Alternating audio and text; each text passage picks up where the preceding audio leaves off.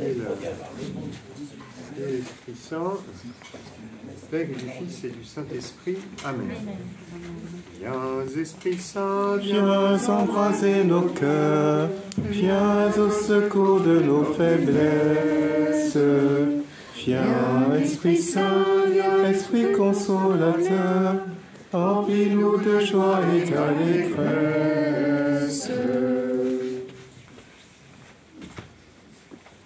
Amen. Amen.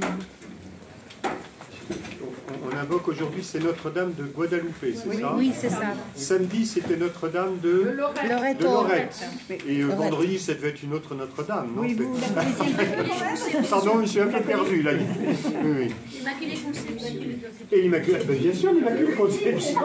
Donc, jeudi, l'Immaculée Conception. Alors, mercredi, c'était Notre-Dame de quoi?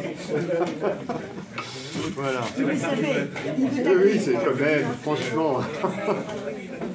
Est-ce que c'est Sainte-Jeanne aujourd'hui ou pas? Sainte-Jeanne de Chantal? Demain. Ah, c'est demain. Voilà, une spécialiste des saints. Voilà, alors là, nous allons suivre l'exemple de Saint Abraham, qui du reste, il y a pas mal de liens entre Abraham et la Vierge Marie. Hein, c'est des liens très très forts. Pour comprendre la Vierge Marie, il faut connaître Abraham. Donc, on peut faire ce rapprochement.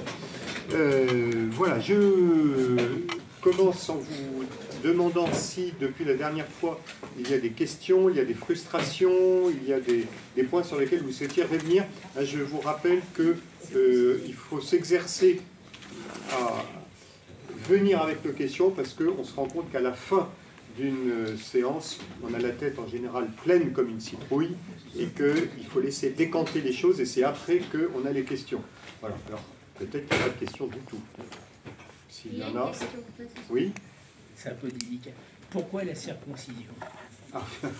Alors pourquoi la circoncision? Alors on en a parlé la dernière fois, c'est parce que c'est un ordre que Dieu a donné à Abraham pour marquer l'appartenance au peuple de l'Alliance, et avec le thème qui est donné dans la Bible, parce qu'en réalité il y a toutes sortes de raisons historiques, parce qu'on voit dans plusieurs cultures, en Égypte par exemple, dans la religion égyptienne, on a une image qui est assez connue où c'était pratiqué dans des peuples en Afrique, etc.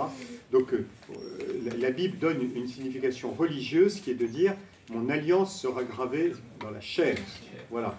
Et alors, il y a cette idée que développe pas mal la spiritualité, la mystique juive, que je trouve assez belle, que d'ailleurs, qu'on voit évoquer très rapidement dans la bouche de Delphine Horviller, qui est une rabbin, voilà, libérale, dans le film de Gad Elmaleh, que j'ai trouvé très très beau, vraiment, n'hésitez pas à aller le voir, et elle dit en effet, le propre du judaïsme, c'est d'assumer une espèce d'inachèvement dans toute chose, parce qu'on sait que la perfection est en Dieu, par opposition au monde grec, où on a l'idée d'une perfection esthétique, intellectuelle, quand on construit, quand on...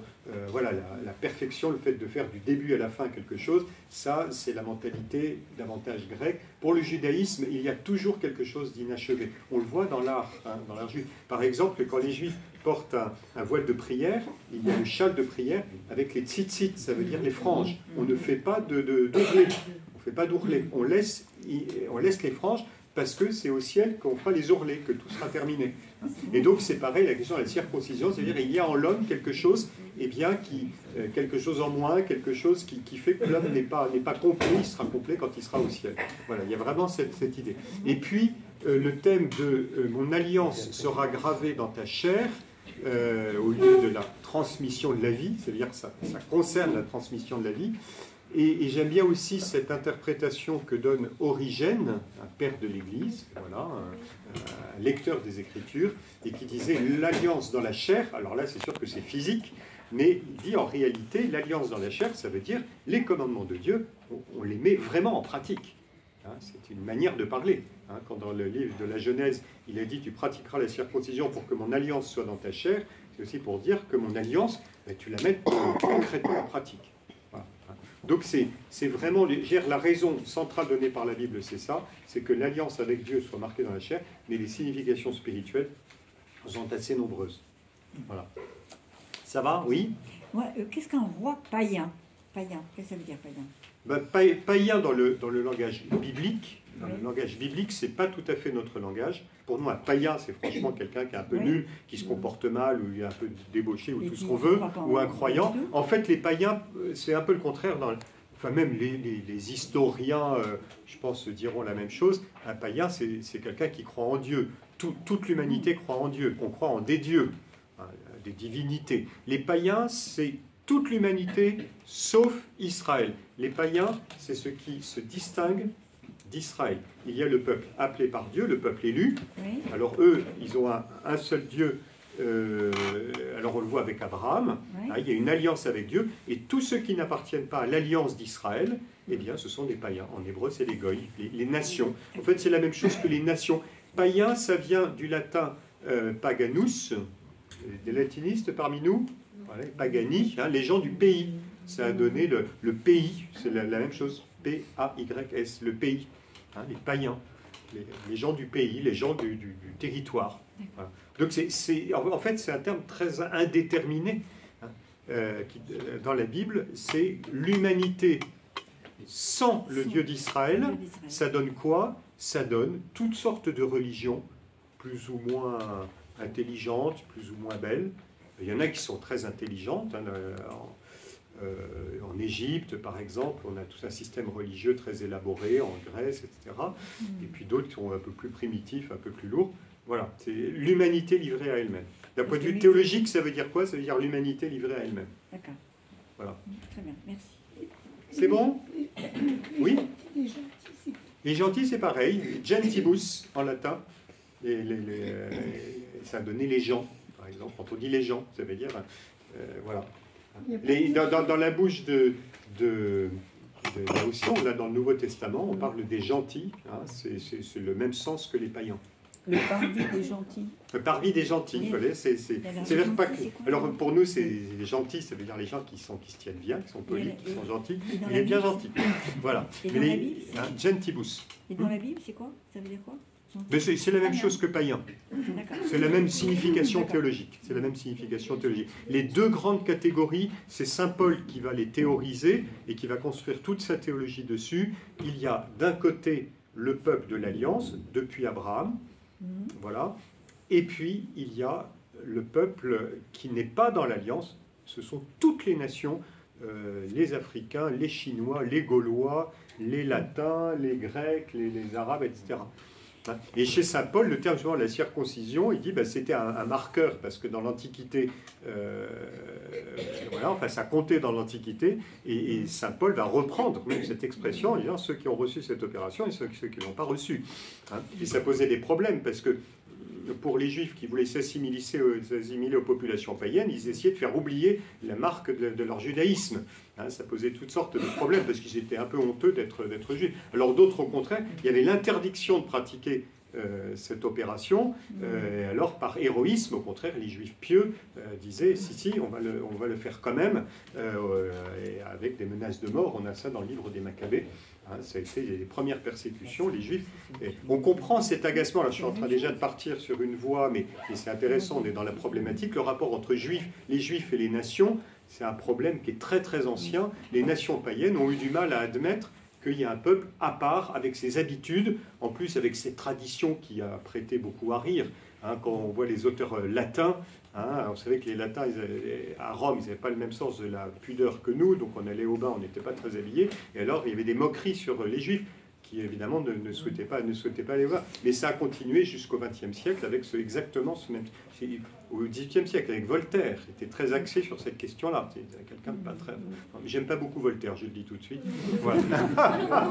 Et alors, son angle d'attaque, c'est de se moquer de cette pratique des Juifs qui, franchement, sont très primitifs, etc. Donc, pour les Juifs, c'était un marqueur. Ils disaient, oui, nous admettons d'être... voilà, quelque chose qui nous distingue des nations, parce que nous appartenons, nous sommes ce peuple choisi par Dieu. Voilà. C'est bon? Très bien. Alors aujourd'hui, eh bien, j'ai changé le titre par rapport à ce que je vous avais annoncé au début de l'année. En réalité, la séance d'aujourd'hui n'est pas centrée sur la naissance d'Isaac, mais j'ai pris comme titre « Abraham, l'ami de Dieu ». Et j'espère que ce que nous allons découvrir ensemble permettra de comprendre que c'est véritablement le fil conducteur, que c'est l'enseignement le plus important. Nous lisons donc les chapitres 18 et 19. Je n'étudierai pas le chapitre 21 que j'avais dû annoncer sur le plan initial. Deux chapitres qui sont unifiés, beaucoup plus que les chapitres précédents. Ils constituent une unique histoire en plusieurs étapes et font suite directement au chapitre 17. Il faut avoir bien en mémoire ce qui s'est passé au chapitre 17. Le Seigneur a renouvelé l'alliance avec Abraham, mais à la différence du chapitre 15, où c'était une alliance unilatérale, Dieu établit cette alliance et Abraham est complètement passif, il reçoit un don extraordinaire. Là, cette fois-ci, Dieu rend Abraham actif en lui demandant de marcher avec lui et d'observer son alliance, justement, avec la circoncision qui marque qu'il y a une participation. Voilà, on est avec cette promesse où Abraham a compris qu'il fallait qu'il y mette de lui-même, et vous allez voir que ce n'est même pas uniquement lui. Voilà. Donc, après cette alliance, on peut dire, où enfin le Seigneur arrive à une sorte de point d'aboutissement, de point d'équilibre, comme il le voulait, eh bien, Abraham va commencer à voir le début de l'accomplissement de la promesse de Dieu. Il y aura donc deux parties, ce n'est pas très compliqué, l'hospitalité d'Abraham au chapitre 18, et ensuite le péché de Sodome. Du reste, mon titre n'est pas bien fait, parce que ce n'est pas Genèse 19, mais c'est Genèse 18, verset 17 ou quelque chose comme ça. Donc ça, vous rétablirez sur vos feuilles. Voilà, je suis le texte au plus près. Je vous rappelle que le but de ce cours, je ne vous apprends pas grand-chose, mais surtout de vous donner le goût de la lecture. C'est essentiellement ça, donner le goût de la lecture, de l'approfondissement, et puis d'aller chercher par soi-même. Voilà, alors, l'hospitalité d'Abraham. Nous nous intéressons d'abord à la rencontre entre Abraham et ses visiteurs, et ensuite nous regarderons du côté de Sarah. Ce récit de l'hospitalité d'Abraham est sans équivalent dans la Bible. Si on le lit avec un peu d'attention, en prenant le temps, eh bien on y trouve un climat de familiarité entre l'homme et Dieu qui est tout à fait inégalé, qu'on ne retrouve nulle part ailleurs. Et on voit bien à quoi a pu conduire cet itinéraire de foi que Abraham a accepté de suivre. Il s'est pleinement engagé dans cet itinéraire de foi. Il l'a montré à travers son obéissance envers Dieu, mais on voit bien que cette obéissance n'est pas une obéissance passive. Il a fallu qu'il entre dans un combat, qu'il donne de lui-même. Il a surmonté les tentations de peur qui l'avaient conduit à prendre des décisions hasardeuses. Je n'en fais pas la liste ici, mais quand il va en Égypte, il ment au sujet de sa femme Sarah. Et puis on voit que ça recommencera une deuxième fois. Vis-à-vis de Sarah, n'ayant pas d'enfant, il fait une mère porteuse, c'est vraiment ça. Et cette scène un peu pénible, un peu choquante, qui se termine dans les larmes. Donc Abraham, c'est pas un petit saint dès le départ. Il a fallu qu'il apprenne ce que voulait dire d'accueillir la promesse de Dieu. Quand Dieu promet, qu'est-ce que ça veut dire? Oui, Seigneur, je te fais confiance, je reçois ce que tu me dis, mais enfin, j'ai mon idée derrière la tête, ça va, je garde les rênes parce que ça me semble pas très raisonnable. On aura le même phénomène spirituel avec les apôtres quand Jésus dira on va vers Jérusalem, le Fils de l'homme va être livré. Puis il y a Saint Pierre derrière qui dit ok, il est bien gentil, Seigneur Jésus, on est là, on s'occupe de tout. C'est là que Jésus dit à Pierre, vous vous souvenez de la remarque de Jésus, c'est derrière moi Satan. Voilà. Or, quand le Seigneur dit à Abraham de marcher avec lui, il s'agit pour Abraham d'accepter que ce soit le Seigneur qui le conduise. Mais c'est jamais facile. Abraham a essayé de prendre les choses en main, ça ne marche pas. Quand on est avec le Seigneur, il faut vraiment accepter que ce soit le Seigneur qui conduise. Abraham est véritablement pour Dieu un ami. Le titre n'est pas ce titre n'est pas dans la Genèse, il est chez le prophète Isaïe, mais c'est un titre qui est assez fort. Et on ne trouve cette qualification qu'au sujet de Moïse. Dieu lui parlait comme un homme parle à son ami. Il n'y a que Moïse qui a droit, j'allais dire, à un traitement semblable à Abraham. C'est vraiment les deux grandes figures de l'intimité avec Dieu, de la proximité avec lui. Le Seigneur, lui, apparut. Ce sont les mêmes termes qu'au début du chapitre 17. Au chapitre 17, le Seigneur lui a apparu. Et puis, c'est le récit que nous avons eu la dernière fois avec le renouvellement de l'Alliance. Cette fois-ci, on est dans un cadre assez différent, un décor assez précis, assez pittoresque, qui nous dit quelque chose, c'est que nous entrons dans le temps de l'accomplissement, de la réalisation. Voilà, les choses deviennent concrètes. On n'est pas simplement dans un avenir, tu vas marcher avec moi, mais là, on est dans ce cadre où le Seigneur va rencontrer Abraham de façon très très concrète. La rencontre entre Dieu et Abraham a lieu au chêne de Mambré, tandis qu'il était assis à l'entrée de la tente au plus chaud du jour. Or, le Seigneur qui apparaît à Abraham, en quoi consiste cette apparition? Eh bien, quand il lève les yeux, il n'assiste à aucune théophanie, comme on en a pas mal dans la Bible, mais il voit 3 hommes. Il voit 3 hommes. Alors, si nous sommes lecteurs habitués de la Bible, nous ne sommes pas tellement étonnés, parce que dans la Bible, Dieu n'apparaît jamais de façon directe. Il est le Dieu invisible, le Dieu transcendant. Et même pour Moïse, il faudra que Moïse jeûne, qu'il demande au peuple de s'éloigner, qu'il se prépare, qu'il monte pieds nus. Pardon ? Il le verra de dos. Et alors, quand il lui demandera « Fais-moi voir ta gloire », il le verra de dos. Enfin, ça, c'est, voilà, on aura le temps d'étudier ça l'année prochaine ou une autre année. Mais on voit que la question de voir Dieu, c'est une vraie question théologique. Mais soit le Seigneur apparaît de manière à travers le feu, à travers l'obscurité, soit, eh bien, c'est à travers ce récit, donc avec une sorte de médiation. Ce sont ces 3 personnages un peu étonnants, 3 hommes. Et puis ce qui est intéressant, c'est que Dieu n'apparaît pas simplement à travers 3 hommes, mais il apparaît en brouillant les pistes. En rendant, on pourrait dire, ça y est, le Seigneur apparaît à travers ces 3 personnages, ces 3 hommes, c'est Dieu. Alors en fait, non, parce que le récit est un peu instable. Il y a 3 hommes, brusquement, on va passer au singulier, on dit, le Seigneur dit, puis après on a de nouveau les hommes, puis après on va se rendre compte que les 3 personnages, eh bien il y a 2 hommes qui vont se détacher du Seigneur. On va dire, tiens, mais c'est vrai que les 2 personnages, c'était pas le Seigneur. Mais ça, on n'en savait rien au départ. Puis après, on apprend que ces hommes, ce sont des anges. Mais aussi que dans la Bible, quand il y a un ange qui apparaît, c'est toujours pour annoncer la présence du Seigneur. Donc, on est un peu perdu. Et je ne vous facilite pas la tâche parce que je ne vous donne aucune clé. Voilà, vous allez dire, on vient ce soir, le 11, on est combien, 11 décembre, on est 12. Voilà, on est 12 décembre. Ça y est, nous allons enfin y voir plus clair. Parce que tout le monde les connaît, ces 3 personnages. Vous les connaissez bien. Vous les avez vus sur les tableaux de Roublev. Qu'on appelle la Trinité. C'est pas la Trinité, c'est l'hospitalité d'Abraham. L'hospitalité d'Abraham. La Trinité reste invisible. Voilà. Et est-ce que nous allons en savoir plus sur ces personnages? Eh bien, la réponse, c'est non. Voilà. La seule chose qu'on sait, c'est que c'est le Seigneur, et que le Seigneur n'apparaît que de façon, pour l'homme, d'une manière, sur un chemin spirituel, qui l'oblige à ne pas saisir, mais à suivre. Voilà. Donc, il faudra qu'Abraham suive ces personnages pour en savoir plus. Alors, l'hospitalité elle-même. Abraham accueille ses hôtes avec simplicité, mais aussi avec un empressement rempli de respect. Et cette simplicité et ce respect, donc simplicité et solennité, cela va permettre au Seigneur de se révéler à lui.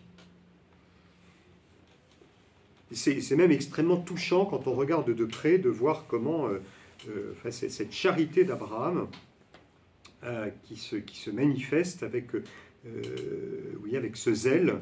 Il y a vraiment un climat familier. Enfin, on voit à quel point Abraham est l'ami de Dieu. Dans l'histoire d'Abraham, l'hospitalité joue un rôle absolument central. De façon générale dans la Bible, c'est une vertu qui est vraiment mise en avant, mais elle joue un rôle particulier en ce qui concerne Abraham. Et elle est opposée à la convoitise, qu'on voit apparaître dans d'autres récits. D'ailleurs, il en sera question tout à l'heure.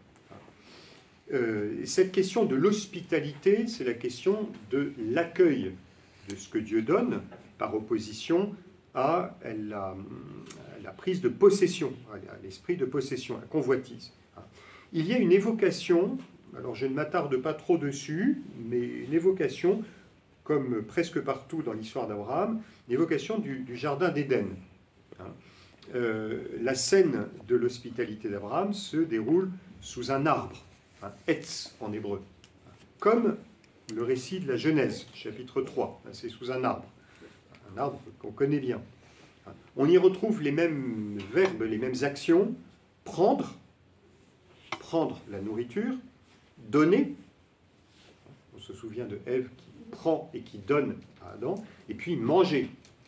Prendre, donner, manger. C'est une séquence qu'on a dans les deux scènes. Mais on voit bien l'opposition entre les deux. Pour Adam et Ève, il s'agissait de prendre une nourriture qui ne leur appartenait pas, parce que le Seigneur leur avait demandé de ne pas manger du fruit de l'arbre de la connaissance du bien et du mal. Hein. Ils ont pris une nourriture et l'ont mangé, une nourriture qui ne leur appartenait pas. Ils ont été perdus par leur convoitise. Eh bien, Abraham prend ce qu'il possède, il prend de son propre bien et il le donne, mais dans un geste véritablement de don. Hein. Il l'offre à ses hôtes. Donc on a un mouvement inverse, qui est l'inverse de la saisie, de la convoitise, mais qui est au contraire celui de la charité, hein, celui de l'hospitalité. On souligne aussi, les auteurs qui commentent ce récit soulignent l'empressement d'Abraham, un empressement peu commun. Hein. Il arrive, comme on dit à des visiteurs, on ne sait pas s'ils vont rester longtemps, on leur dit « vous voulez bien manger quelques morceaux de pain ?»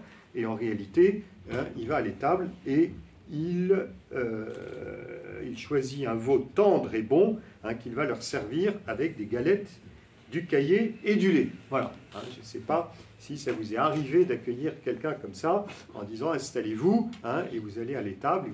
À chaque fois, je me suis essayé de me figurer la chose. Il faut déjà attraper le petit veau, ensuite il faut l'égorger. Ensuite, il y a tout un travail. Voilà. Ceux qui vivent ou qui ont vécu à la campagne imaginent ce que ça peut être. Mais il faut dire aussi peut-être qu'on n'avait pas les mêmes contraintes de temps qu'aujourd'hui. 3 visiteurs. Voilà. Désolé, j'ai un rendez-vous. Passer le temps sur le téléphone. Voilà. Hein, mais ça, voilà, ça dit quelque chose, vous voyez, ce décalage hein, entre ce que Abraham a promis et ce qu'il fait. Hein, il y a une sorte de débordement qui est celui de l'hospitalité. Hein. Ces dispositions que l'on trouve chez Abraham, nous les avions eues déjà au moment du partage de la terre avec Lot. Hein, vous vous souvenez, quand Abraham était arrivé dans le pays, il était avec son neveu, avec lequel il s'entendait bien, il n'y avait pas de dispute, mais il se rendait compte que ça devenait un petit peu tendu pour les bergers, qu'il fallait s'éloigner les uns les autres. Et Lot, le premier, s'était servi hein, en prenant la terre la meilleure. Abraham, lui, a accueilli ce que Dieu voulait lui donner. Je me souviens, nous avions vu ça. Lot avait pris, Abraham avait reçu. Et ça va être un élément qui va prendre une certaine importance dans la suite du récit.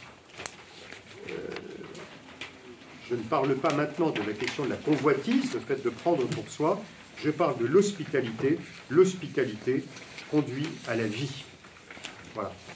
Le refus d'hospitalité à la destruction et à la mort. Alors, au-delà de cette question de l'hospitalité, du lien avec la vie, c'est-à-dire l'accueil d'un don conduit à recevoir et à pouvoir donner soi-même, il y a une autre signification du repas qui est soulignée par l'exégète André Ouénin, un excellent exégète belge, dont j'ai eu l'occasion de vous parler plusieurs fois, une thématique qui est connue dans la Bible, un repas, plutôt les conclusions d'alliance se terminent souvent par des repas. Je pense qu'il n'a pas beaucoup changé aujourd'hui. Hein, quand on fait un contrat entre deux entreprises, c'est rare que ça ne se termine pas autour d'une table. Voilà, peut-être davantage en France, mais sûrement aussi dans d'autres pays. Hein. Voilà, c'est toujours autour d'une bonne table, hein, qu'on est content, ça s'est bien passé, les négociations étaient fructueuses, et on va servir un bon vin, on va faire... Ça, c'est une thématique biblique importante. Eh bien, qu'est-ce qui s'est passé au chapitre 17 ? Il y a eu la conclusion d'alliance. Et bien là, nous avons le repas. Et ça veut dire que Abraham, ayant bien compris ce que Dieu lui avait demandé au chapitre 17, eh bien, on reconnaît le Seigneur à travers ce repas. Donc c'est l'alliance, on arrive à sa parfaite conclusion. Alors maintenant au moment où les visiteurs vont partir, nous allons nous intéresser à un personnage dont on a peu parlé jusqu'à présent. On en a parlé au chapitre 16, mais en des termes qui n'étaient pas très positifs.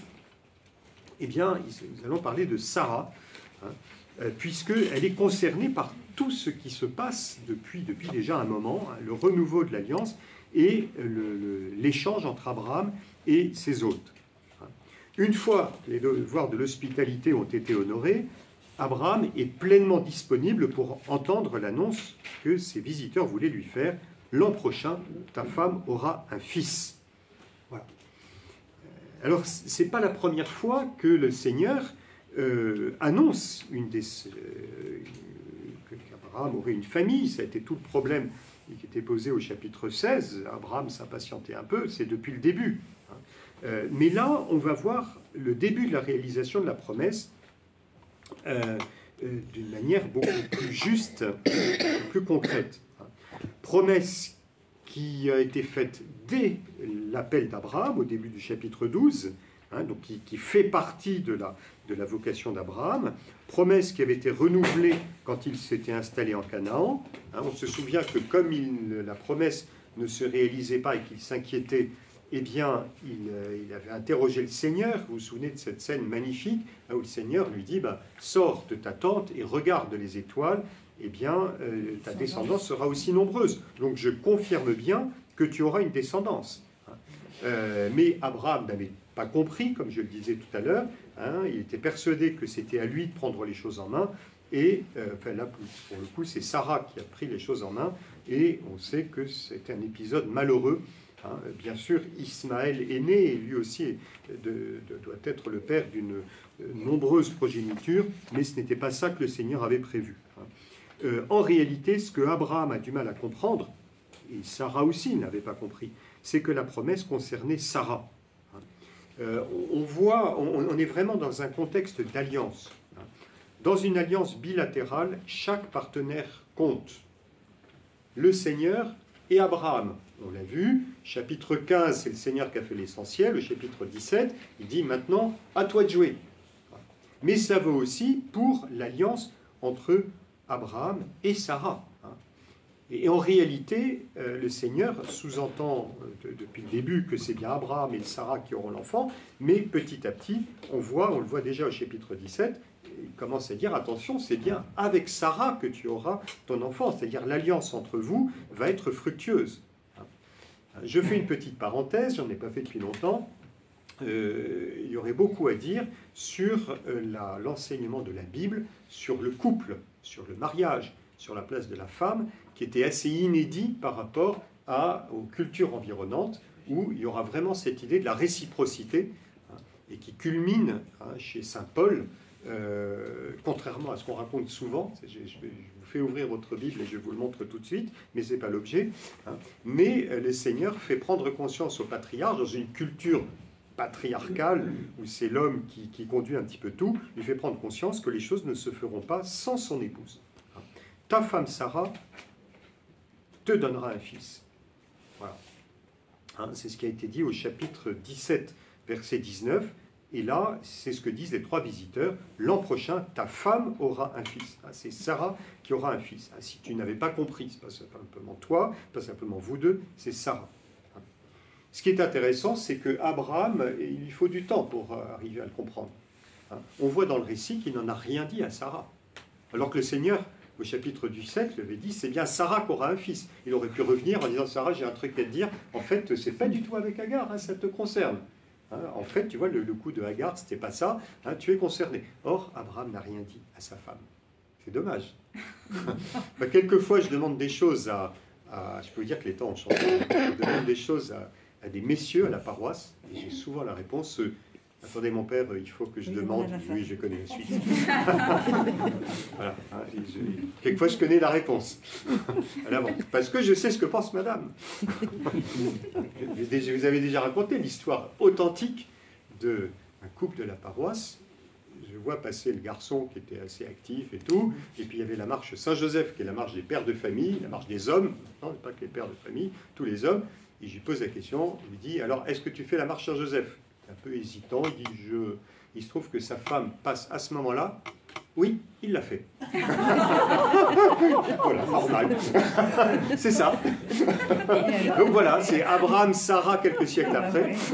Donc vous voyez, c'est le contraire. Hein, si on écrivait la Genèse aujourd'hui, ce serait, et Sarah, n'oublie pas de dire à Abraham qu'il est concerné. Pardon, le but c'est pas de réécrire là. Voilà. Je me perds. Voilà. Mais en tout cas, c'est bien une thématique qui est biblique, hein, cette idée de l'alliance. Et l'alliance suppose qu'il y ait une réciprocité, que les deux soient partie prenante. Les deux soient partie prenante. Et du reste, la figure de Sarah a déjà été mise en avant par Dieu lui-même. Je vous avais raconté l'histoire du changement de nom. Sarai, méprince, donc celle qui appartient à la tribu d'Abraham, et désormais elle s'appelle Sarah, ça veut dire princesse. Elle est elle-même, bien qui elle est, elle doit être reconnue comme telle. Voilà, donc avant de partir, les visiteurs réitèrent la promesse d'une descendance. Sarah est encore absente, on discute entre hommes. Voilà. Mais elle n'est pas éloignée. Elle est séparée simplement par l'épaisseur d'une toile de tente. On imagine tellement la scène. On imagine tellement la scène. Voilà. Juste derrière, puis elle écoute.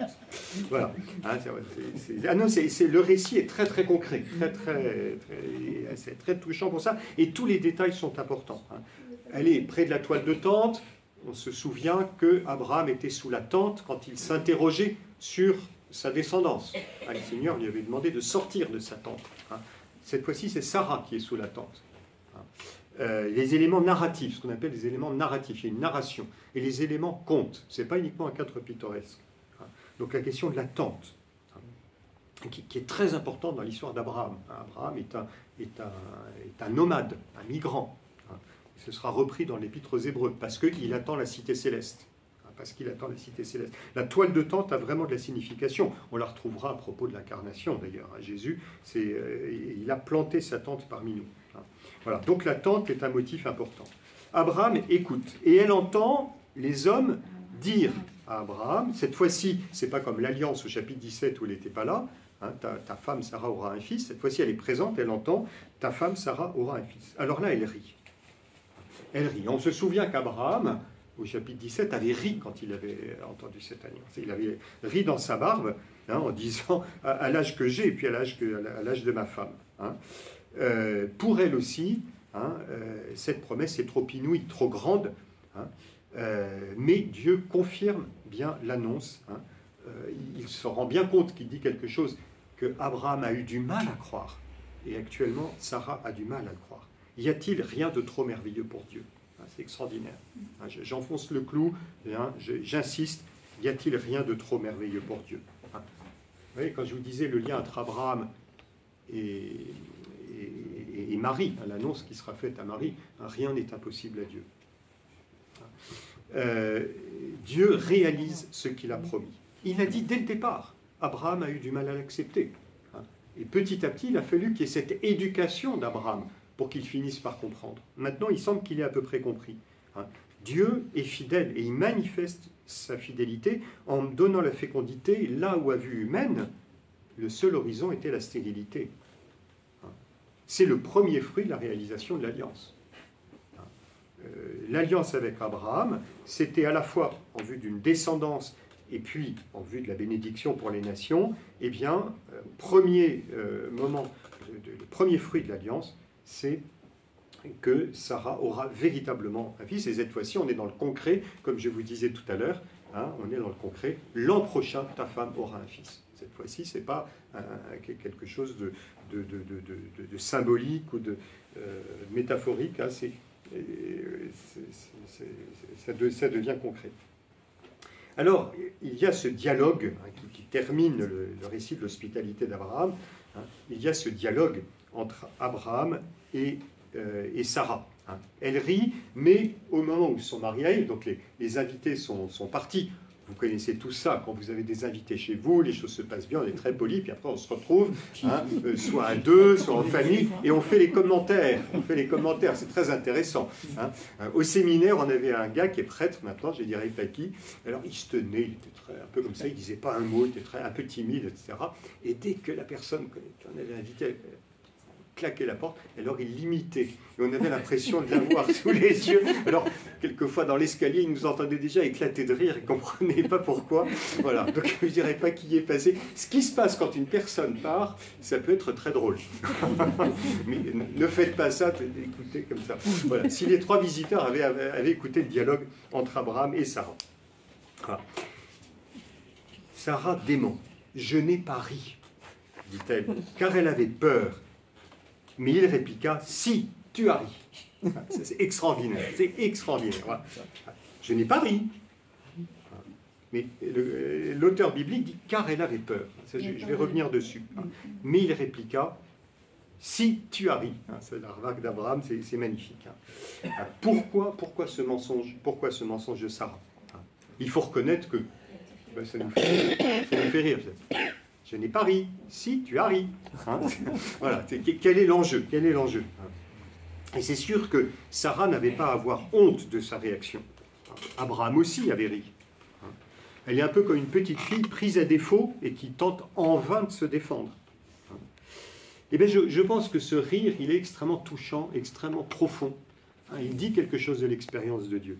Profondément, il dit quelque chose de l'expérience de Dieu et de l'expérience de Dieu dans une humanité qui connaît ses propres limites, qui connaît ses propres fragilités.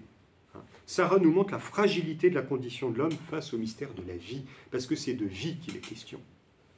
Et on sait bien, parmi vous, ceux qui sont mariés, on sait combien la vie est un don inouï, devant lequel on sent à la fois notre propre fragilité, puis en même temps la grandeur de quelque chose qui nous échappe, sur quoi on ne maîtrise pas complètement. Et pour elle, eh bien, c'était une stérilité qui était si longue.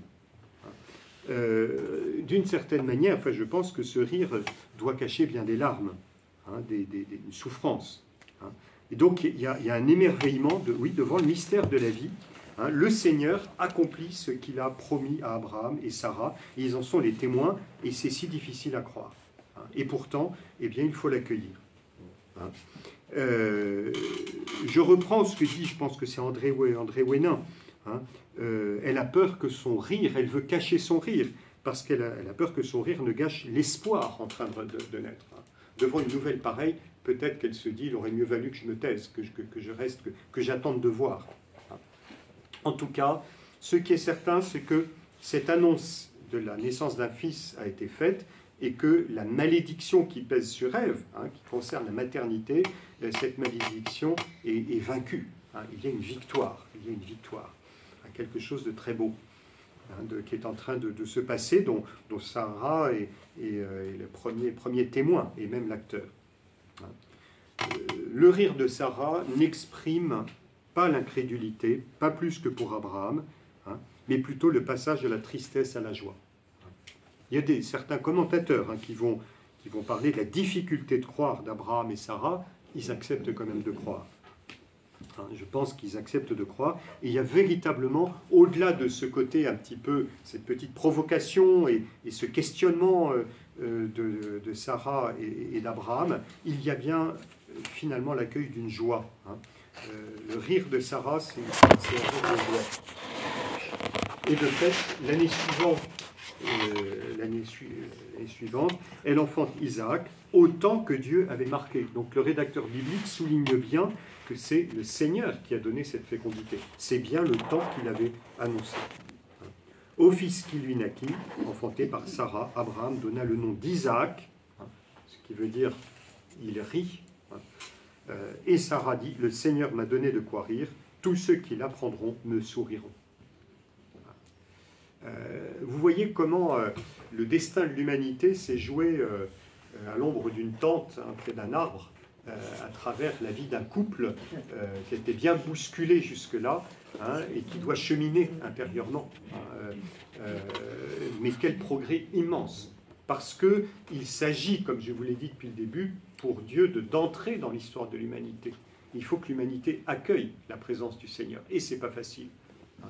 Se laisser conduire, se laisser dépouiller des assurances qu'on a pour permettre au Seigneur de conduire. Hein. Je t'ai dit que tu auras un fils, eh bien ce fils tu l'auras. Le deuxième volet de notre... ça va, il n'y a pas de grosses questions, enfin on verra à la fin. Hein.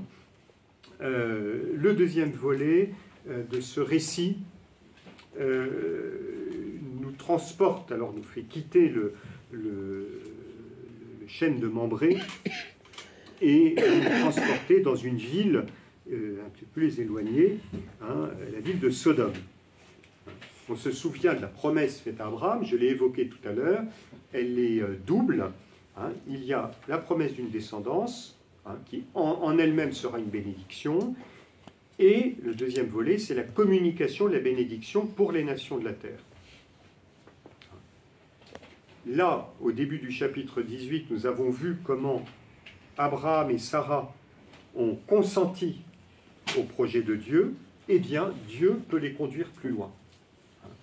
C'est hier ou avant-hier à Sainte-Anne, je crois que c'est avec le groupe d'évangélisation, c'est ça, on se disait, mais c'est tellement douloureux de voir cette souffrance dans le monde, et pourquoi, une bonne fois pour toutes, Dieu n'arrête-t-il pas tout? Je veux dire, il arrête la souffrance, et précisément parce que le Seigneur veut que l'homme soit dans le coup, et qu'il faut du temps, et qu'il faut une éducation du cœur de l'homme. C'est ce que nous voyons avec Abraham. Ça, c'est une mauvaise solution théologique d'imaginer que Dieu, comme par un coup de baguette magique, supprime le mal, c'est-à-dire que l'homme reste en dehors et que sa liberté n'est pas engagée. Abraham et Sarah apprennent petit à petit à se laisser conquérir par cette promesse de Dieu, par cette grâce, et une fois que leur cœur est adapté à ce que Dieu veut pour eux, alors oui, il y a vraiment quelque chose qui change, et que le mal pourra être vaincu. C'est Abraham qui nous ouvre la voie. Donc là, le Seigneur voit en Abraham et en Sarah, hein, ces croyants par excellence, qui permettent d'avancer cette histoire de salut. Donc, promesse, le deuxième volet de la promesse, c'est par nous qui bénirons toutes les nations de la terre. Nous avons vu comment, depuis le début de l'histoire d'Abraham jusque-là, le récit était centré sur une famille. Vous vous souvenez, je vous avais raconté ça pour ceux qui étaient là l'an passé, le faisceau était assez large, il était question de toute l'humanité avec Noé, puis ça s'était concentré sur la famille de Noé, les Sémites, la descendance de Sem, puis parmi les descendants de Sem, on était arrivé à la famille de Terah, et finalement la famille d'Abraham. Donc une espèce de resserrement, un goulot, le goulot pour que tout redémarre, c'est Abraham. Voilà. À partir d'Abraham, de nouveau ça va s'élargir. Et ça va s'élargir avec cette grande question de la bénédiction apportée aux nations. Nous sommes transportés à Sodome, une ville dont il a déjà été question quand il y a eu le partage du pays, dont je vous ai parlé tout à l'heure. Abraham et Lot. Lot a voulu la terre la meilleure, et Sodome faisait partie de cette terre la meilleure. Lot avait pris, Abraham avait reçu. Alors, première partie de cet épisode, c'est l'intercession d'Abraham. Le lecteur est informé, d'ailleurs avant Abraham, ce qu'on appelle dans la lecture narrative, la méthode narrative de lecture de la Bible, il y a des choses que les lecteurs sait et que le personnage ne sait pas, puis il y a d'autres choses que le personnage de la Bible sait et que le lecteur ne sait pas. C'est très intéressant. Posez-vous la question, à des moments, vous dites, tiens, Abraham en sait plus que moi, et d'autres fois, vous en savez plus que lui. Là, vous êtes du côté de Dieu, vous en savez plus qu'Abraham. Le Seigneur veut lui révéler son dessein. Ça veut dire que ce qui va se passer, en réalité, c'est le Seigneur qui a une idée derrière la tête. Et son idée, c'est quoi? C'est d'associer Abraham à son dessein d'offrir la bénédiction à toutes les nations de la terre. Ce n'est pas Dieu qui va tout faire tout seul, il veut que Abraham soit partie prenante. Qu'il soit partie prenante dans l'alliance, qu'il soit partie prenante pour la naissance d'un enfant, eh bien il sera partie prenante pour offrir la bénédiction à toutes les nations de la terre, dans la justice et le droit. Le Seigneur va donc entraîner Abraham dans un dialogue où justement Abraham pourra montrer sa justice, puisqu'il s'agit que cette bénédiction se fasse dans la justice et le droit. Donc c'est la question de la justice. Hein. Pour que la bénédiction de Dieu passe dans la justice auprès des nations, il faudra que Abraham lui-même marche dans la justice. Hein, le Seigneur avait demandé à Abraham de marcher avec lui. Et donc, le Seigneur met Abraham dans le coup en lui disant son projet de visiter Sodome et Gomorrhe parce que leur péché est bien grave. Donc c'est une espèce de provocation. On va aller voir Sodome et Gomorrhe. Or, ce sont des villes pécheresses. Donc comment Abraham va-t-il réagir? On se souvient que quand Lot s'était établi à Sodome, quand il y a eu ce partage des terres que je viens d'évoquer, il était déjà annoncé que les gens de Sodome étaient de grands scélérats et des pécheurs contre le Seigneur. Donc, dès le début, le ver était dans le fruit. Lot a choisi le beau fruit, mais il y avait déjà ce ver du péché, et ce ver, il a continué de dévorer le fruit, et nous allons le voir. Alors, comment Abraham va-t-il pouvoir mettre en œuvre sa mission de communiquer la bénédiction, alors que Sodome n'est pas en mesure de la recevoir? Sodome est une ville pécheresse. C'est facile de dire que tu seras une bénédiction pour toutes les nations, mais si les nations elles-mêmes sont incapables de recevoir cette bénédiction. Alors Abraham va s'engager dans ce dialogue. Vous le connaissez bien, ça fait partie des pages les plus connues de la Bible. On s'est toujours posé la question, on s'est dit, mais est-ce qu'Abraham marchande, comme un marchand de tapis à Alep, vous savez, comme ça, et 500 shekels. Alors, ce pas des shekels là-bas, c'est des dinars, je ne sais pas quoi. 500 dinars, 80, bon alors 400, 120, pas plus que 120, pas moins que 300, etc. C'est souvent comme ça qu'on le lit. Je pense qu'il y a une lecture plus fine que nous donne la Bible. On voit Abraham avancer avec prudence. Il part du plus évident, 50 justes, ça représente une certaine masse, mais aussi avec audace. Il va pousser la négociation jusqu'à 10 justes. Donc on voit qu'il a une vraie attention, il veut obtenir un résultat. On peut résumer son attitude à travers l'humilité et la hardiesse, qui traduisent ce climat de confiance que nous avons eu au chapitre 18, au début du chapitre 18. L'hospitalité d'Abraham nous montrait comment il y avait une sorte de complicité que le Seigneur a réussi à établir avec Abraham. Eh bien, c'est ça qui permet qu'il y ait la négociation. Nous voyons ce que ça donne quand on a cette proximité avec Dieu, on peut entrer dans ce dialogue. Humilité et hardiesse. Alors, quel est le raisonnement d'Abraham? Abraham n'ignore pas que le péché appelle la punition. Il est juste. Un mal doit être reconnu et puni. D'autre part, Abraham distingue bien le juste du pécheur.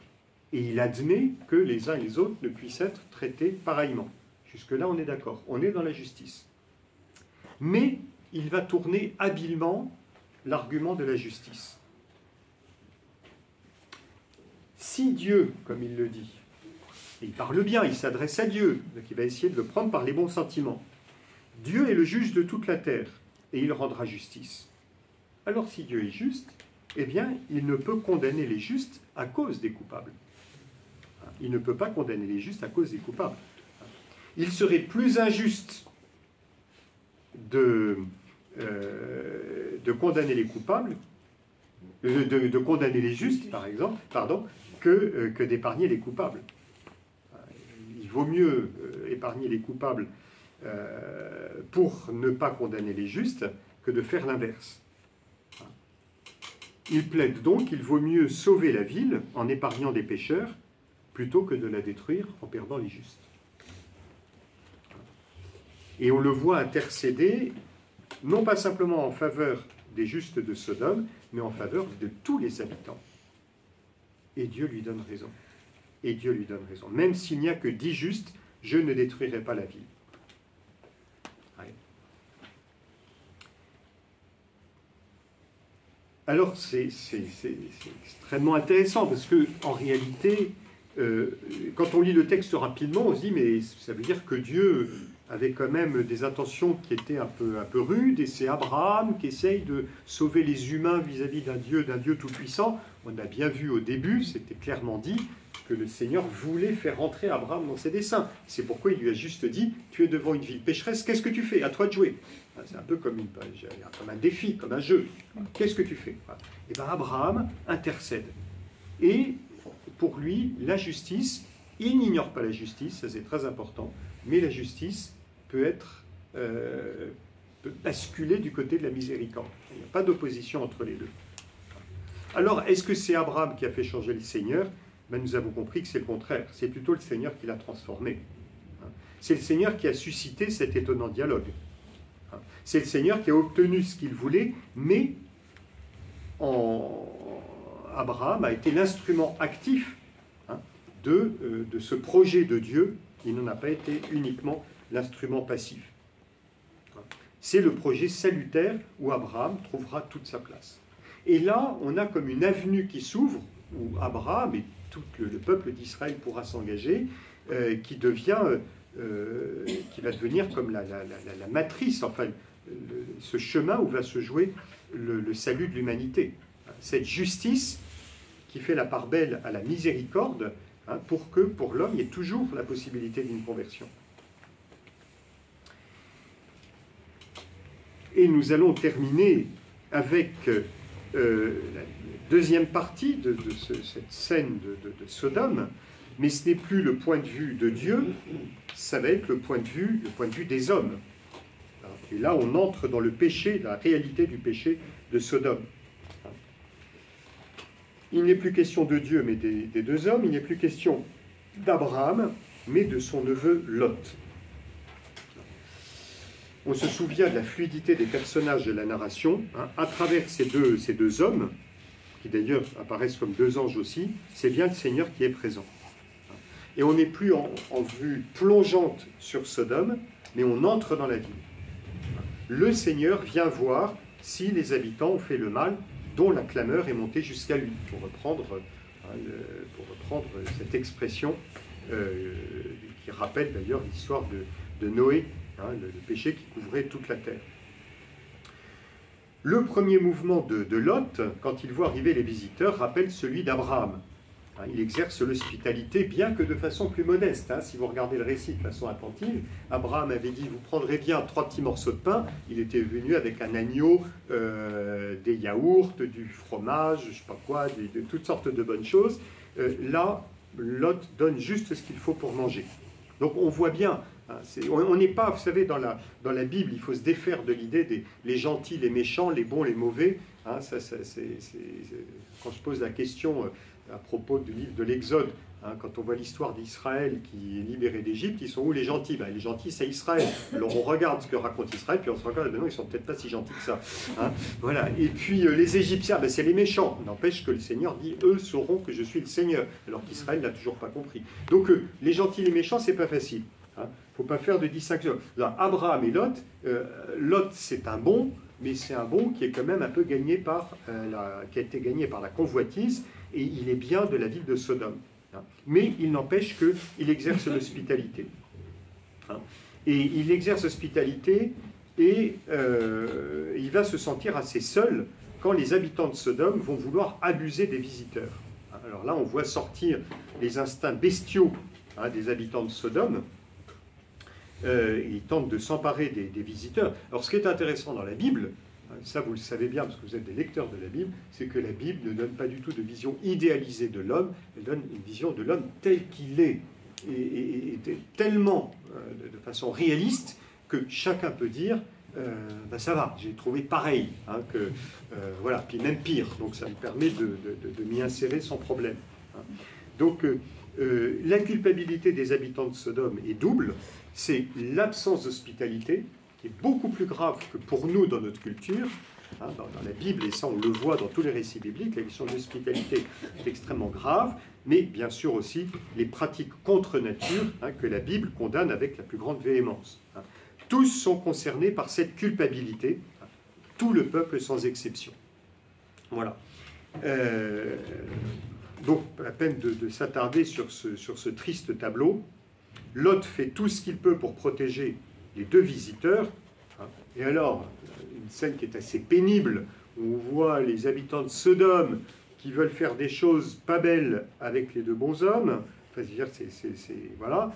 Et bien, qu'est-ce que propose Lot? Il propose de mettre les deux filles à la place. Voilà, c'est répugnant, c'est choquant. Voilà. Alors, c'est vrai aussi, ça les commentateurs le disent, que dans le monde biblique, le devoir d'hospitalité avait plus de prix que tout. À tel point qu'un père préférait livrer ses filles que de voir des étrangers bousculer comme cela risque de se passer. Il n'empêche que on voit dans quelle misère morale l'humanité se trouve. Lot échoue, évidemment, devant des hommes qui sont livrés à leurs instincts bestiaux, et les deux hommes reprennent un peu la main, si on peut dire, c'est-à-dire en fait le Seigneur, il frappe les habitants de Sodome de berlus, ils deviennent aveugles, et puis ils n'arrivent plus à trouver la porte, et Lot referme la porte avec les deux visiteurs et sa famille. La ville sera finalement détruite, de nouveau va se poser la question du salut. Une promesse de salut avait été faite pour 10 justes, on se souvient, qui résideraient dans Sodome, mais là, il y a moins de 10 justes. Vous me direz, c'est un peu mesquin. C'est arrêté à 10 justes, dommage, il y a moins de 10, donc Sodome est détruite. Je pense aussi, alors ça je regrette de ne pas l'avoir mis dans la feuille, mais je pense aussi que la négociation entre Abraham et le Seigneur nous met du point de vue de Dieu, c'est-à-dire le projet de la miséricorde. Là, nous sommes du point de vue purement humain et on voit ce qu'est le péché, et le péché conduit à la destruction. Voilà. Lot, averti par les deux hommes, échappe à la destruction avec sa femme et deux filles, et ses deux filles. Alors c'est intéressant de voir, là aussi c'est une thématique qui court depuis le début de l'histoire d'Abraham, c'est par la parole des anges que la famille de Lot va être sauvée. Ceux qui écoutent la parole et qui obéissent trouvent la vie. C'est un thème très biblique. Ceux qui refusent de l'écouter, qui restent enfermés en eux-mêmes, qui n'ont pas, j'allais dire, qui sont... pardon pour les écouteurs que vous utiliserez en sortant d'ici, mais on aimait les écouteurs, on ne sait plus trop écouter. Ça, c'est la question de l'écoute, c'est une vraie question.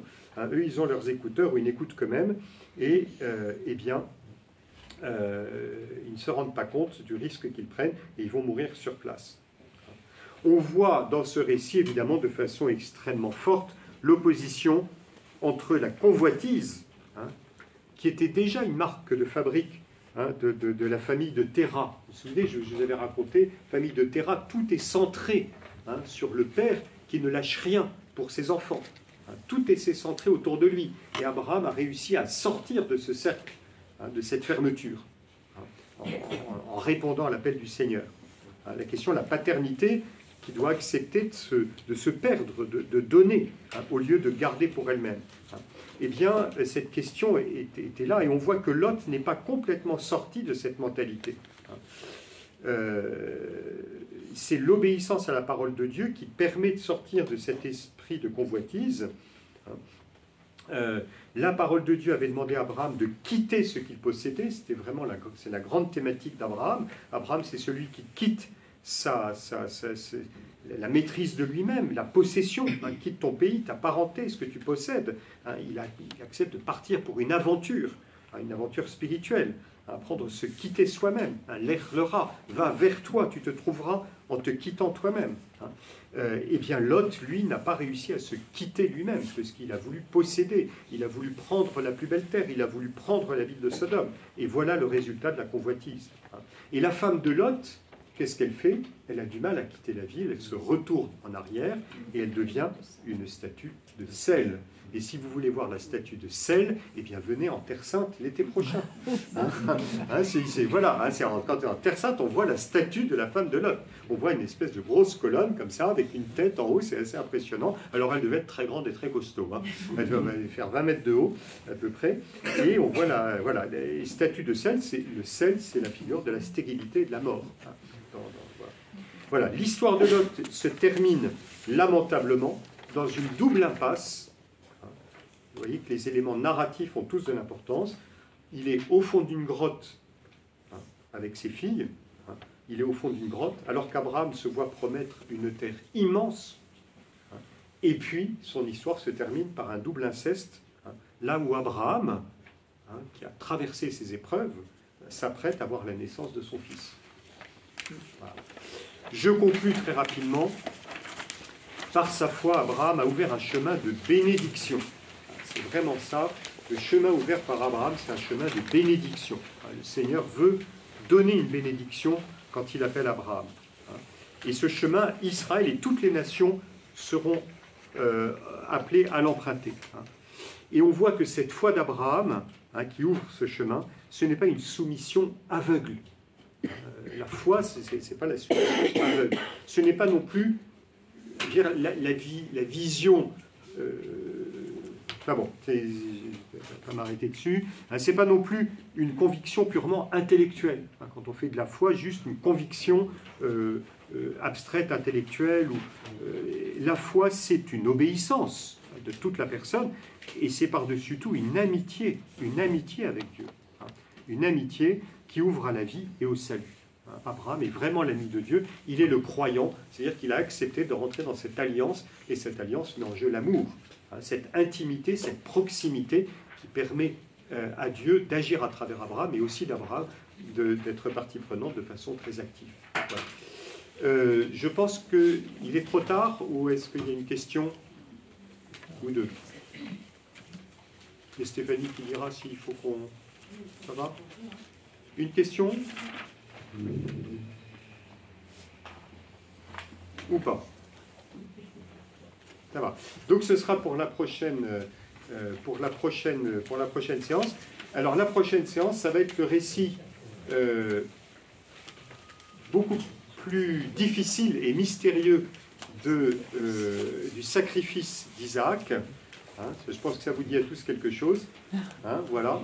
Donc lisez-le, relisez-le, n'hésitez pas même à venir avec vos propres questions la prochaine fois, pas simplement sur ce que nous venons de voir là, mais sur le texte lui-même. La meilleure manière d'entrer dans un texte, même avant de suivre une formation sur ce texte, c'est de l'avoir travaillé et d'avoir posé soi-même les questions. Parce que la Bible fonctionne comme ça, elle suscite des questions. Voilà. Bonne méditation, bonne prière et bonne préparation à Noël. Merci beaucoup, Père. Et vous verrez, au moment de Noël, vous entendrez les paroles de la Vierge Marie qui dira « Il se souvient de la promesse faite à Abraham ». Voilà, oui. en faveur de sa race à jamais. Voilà, on va la voir, la promesse, la réalisation de la promesse d'Abraham. Voilà, bonne soirée. Bonne soirée, Père.